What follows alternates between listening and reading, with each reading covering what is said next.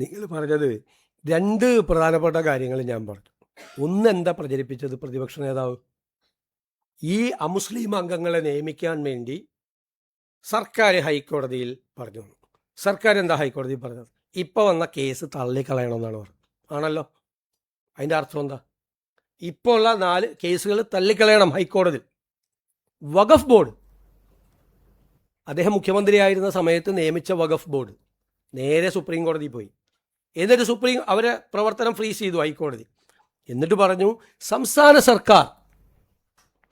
സർക്കാർ കേസ് തള്ളിക്കളയണമെന്ന് ആവശ്യപ്പെട്ടിട്ടും ഹൈക്കോടതി അത് തള്ളിക്കളയാതെ അവരുടെ പ്രവർത്തനം മന്ദീഭവിപ്പിച്ചു എന്ന പ്ലീസ് നോ പറഞ്ഞു, കൃത്യമായിട്ട് പറഞ്ഞു. അപ്പോൾ സംസ്ഥാന സർക്കാർ ഈ കേസ് തള്ളിക്കളയണം എന്ന് ഹൈക്കോടതിയിൽ പറഞ്ഞു വന്ന പിന്നെ എന്താ അതിൻ്റെ അകത്ത് വിവാദം? രണ്ടാമത്തെ കാര്യം ഈ വഖഫ് ബോർഡ്, LDF സർക്കാർ വെച്ച വഖഫ് ബോർഡ് അവിടെ പറഞ്ഞെന്താണെന്നറിയോ?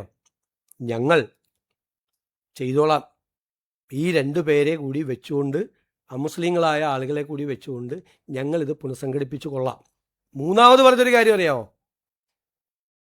ഇത് പുതിയ സർക്കാർ അത് ചെയ്യാത്തത്, അത് പുതിയ സർക്കാർ വന്നതുകൊണ്ടാണ് അത് ചെയ്യാത്തത്, ഈ 2 അമുസ്ലിങ്ങളെ വെക്കാത്തത് എന്നാണ് വഖഫ് ബോർഡ് പറഞ്ഞത്. അതിൻ്റെ കംപ്ലീറ്റ് ഡീറ്റെയിൽസ് ഉണ്ട്. ഇനി ഇത് കൂടി കേട്ടോ. കഴിഞ്ഞ വഖഫ് ബോർഡിൻ്റെ കാലാവധി കഴിഞ്ഞതെന്നാ 14/12/2024 ഡിസംബർ 24 കഴിഞ്ഞു. സാധാരണഗതിയിൽ കാലാവധി കഴിയും മുമ്പ് തന്നെ പുനഃസംഘടനാ നടപടി തുടങ്ങും. 4 മാസത്തിനകം ബോർഡ് വരുമെന്ന് 29/11/24 സർക്കാർ ഹൈക്കോടതിയെ അറിയിച്ചിരുന്നു. 24 വർഷത്തിൽ പുതിയ ബോർഡ് അന്ന് രൂപീകരിച്ചിരുന്നെങ്കിൽ അതിൻ്റെ കാലാവധി കഴിയും വരെ അത് നിലനിൽക്കുമായിരുന്നു. സർക്കാർ ചെയ്തതെന്താ? ഈ പുതിയ ഭേദഗതി, വഖഫിലെ ഭേദഗതി വരുന്നത് വരെ കാത്തിരുന്നു. ഭേദഗതി വന്നത് 8/4/2025 4 മാസം. അത് കഴിഞ്ഞിട്ട് പുതിയ ബോർഡിന് രൂപം നൽകിയത് 4/2/26 അപ്പോൾ 14/12/24 കാലാവധി കഴിഞ്ഞിട്ട് പുനഃസംഘടിപ്പിക്കാതെ 4/2/26 പുനഃസംഘടിപ്പിച്ചപ്പോഴാണ് ഈ ഭേദഗതിയുടെ പ്രശ്നം വന്നത്. മനസ്സിലായ? എല്ലാ അംഗങ്ങളെയും നോമിനേറ്റ് ചെയ്യാൻ അവസരം ലഭിക്കാനായിട്ടാണ് പുതിയ ബോർഡ് രൂപീകരണം വൈകിപ്പിച്ചത്. മനസ്സിലായില്ലേ? അത് പ്രതിപക്ഷ അംഗങ്ങൾ പല രീതിയിൽ ബോർഡ് രൂപീകരിച്ചാൽ പ്രതിപക്ഷ അംഗങ്ങൾ ഉണ്ടാകും എന്നുള്ളതാണ് സർക്കാർ ആ തീരുമാനം വൈകിപ്പിച്ചത്. ആ തീരുമാനമാണ് ഇതിൻ്റെ മുഴുവൻ കാര്യം. പിന്നെ ഇപ്പം എന്താ കോടതി പറഞ്ഞിരിക്കുന്ന? സുപ്രീം കോടതി തിരിച്ചയച്ചല്ലോ. ഇവിടെ തിരിച്ചയച്ചപ്പോൾ എന്താ സുപ്രീം കോടതി പറഞ്ഞത്? ഈ സെക്ഷൻ 14 ഇടപെട്ടില്ല.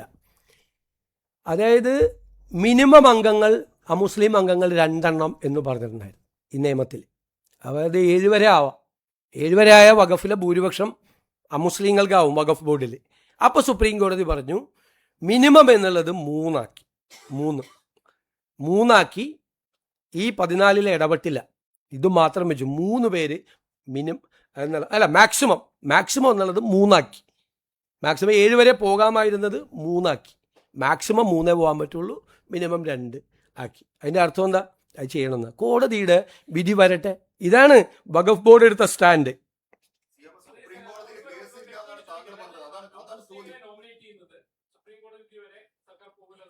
ഞാൻ പറഞ്ഞല്ലോ, കോടതിയുടെ വിധി പുറത്തു വരട്ടെ. കോടതി എന്താണ് സർക്കാരിനോട് ആവശ്യപ്പെടുന്നത്? കോടതി ചർച്ച ചെയ്യല്ലേ, ഈ വിഷയം ചർച്ച ചെയ്യല്ലേ. കോടതിയുടെ വിധി വരട്ടെ, നമുക്കെന്താ ധൃതി? നിങ്ങളെ ഡേറ്റ് നോക്കിക്കോ. ഇതിനായിരിക്കില്ല വൈകിപ്പിച്ചത് അന്ന് അത് രൂപീകരിച്ചിരുന്നെങ്കിൽ പ്രതിപക്ഷാംഗങ്ങളെ കൂടി വരുമായിരുന്നു ഇതിൻ്റെ അകത്ത് ബോർഡിൽ. അത് വരാതിരിക്കാൻ വേണ്ടി മനഃപൂർവ്വം ഡിലേ ചെയ്താണ്.